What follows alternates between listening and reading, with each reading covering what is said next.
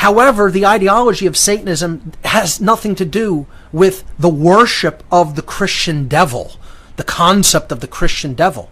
It is about pure selfishness being the highest aspiration in life. If I could encapsulate what satanic ideology is in a nutshell, it's waking up in the morning, and from the minute you wake up until the time you go to sleep that night, you aren't thinking about anything but yourself and what you could do to improve your own situation, and you never ever think about anybody else's situation. You never have any compassion for the suffering of other people in the world. You don't look at the world in a wider sense. You don't look at the injustices that are going on in the world in any kind of a wider sense. All you are doing is focused on me, all day, every day. That is Satanism. That's what Satanism is, and I'm not asking you to believe or accept that's what Satanism is. I'm telling you definitively and factually, as a former priest of this religion, that is in fact what Satanism is.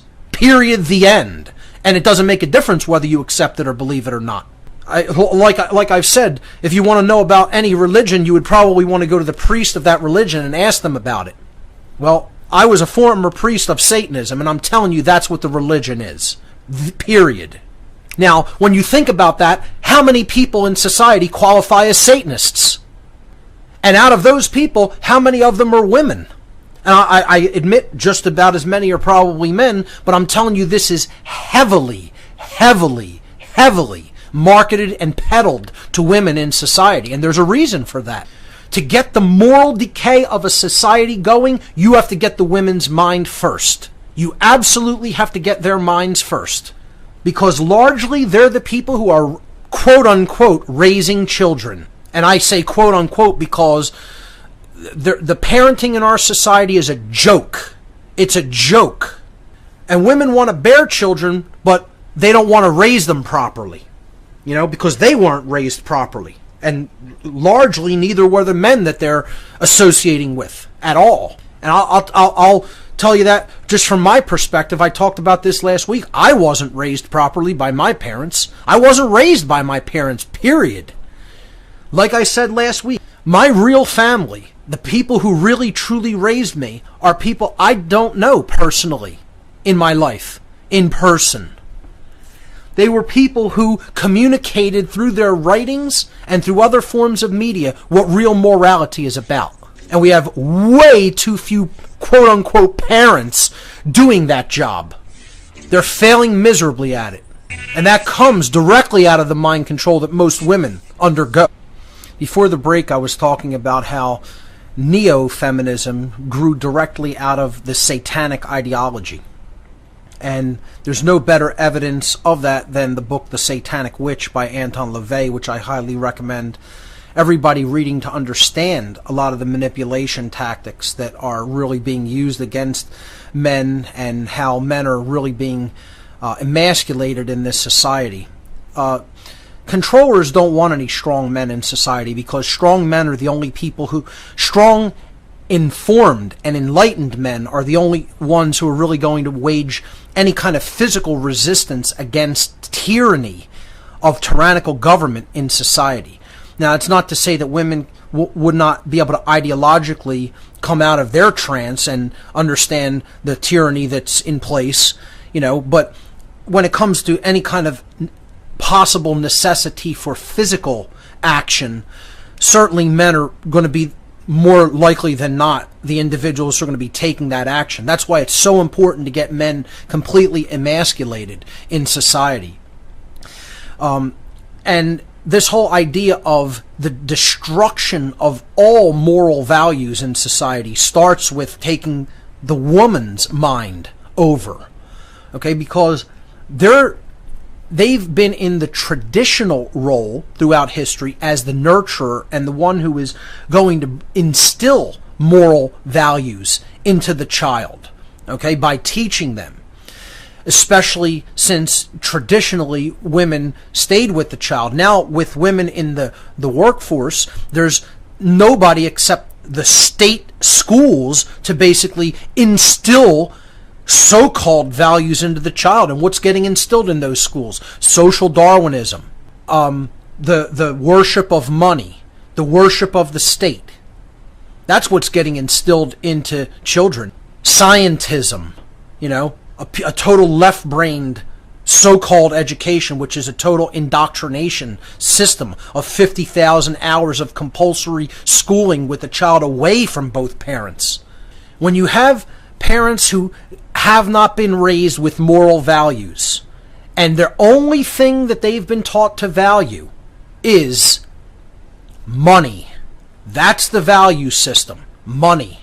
Where do you expect society to go? You expect it to become more free? You expect people to do great things in a free capacity? Expect it to go into chains. Which is exactly where it's at. And, I tell people, let's make it personal. I don't need to go to anybody else or talk about anybody else as an example. Let's talk about my own family. My own family are completely ensconced and entrenched in a satanic mindset. Every member of my family except me. Maybe with the exception of one or two others who I would consider very semi-awake and aware and not really active. But in general, the entirety of my own family are in a satanic mindset. Never focusing on anything but me, all day long, every day. The women of my family don't care about rights. They don't care about freedom. They don't care about what's going on around them. And the only thing they tell their children is go out and make enough money. The only thing that my own mother was ever concerned with is whether I was making enough money or had a quote job. That's it. No involvement in any aspect of emotional or spiritual life whatsoever.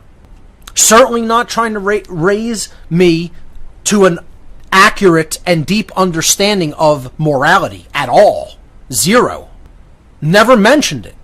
No, just go along with the program, go along with the system, follow the rules, because you have to come out on top because you have to make enough money. That's all. Physical creature comforts, yeah, sure, taken care of. As if that's all there is to the raising of a child. And you have millions and millions, hundreds of millions of people doing this, so-called raising their children like this, thinking that physical creature comforts are the only thing that a child needs met. That's it. Nothing else.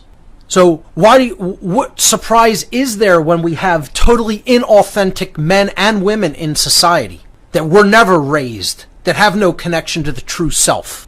And what I want to talk about is what women have been socially conditioned to desire, to want, because that plays a huge role in what's going on. A gigantic role.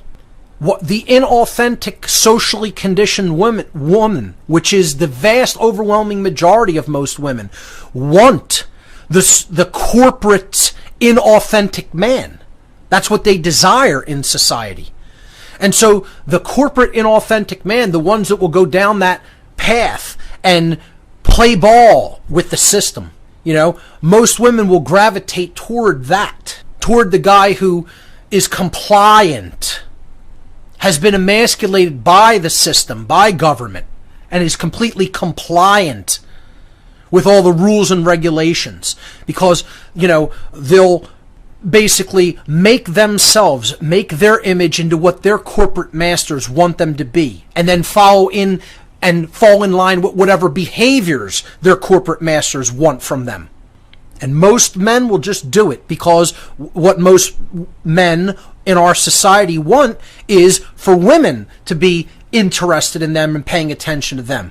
And that's what they're living their lives to try to accomplish. Not trying to get at the truth, not trying to understand what's going on in the world. They're chasing the inauthentic woman for the vast majority of their lives. And so they want to reinvent themselves into their corporate master's version of what a man should be.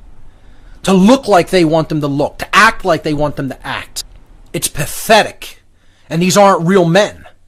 They don't resemble real men in any way, and neither do the women who want men who are corporate doormats.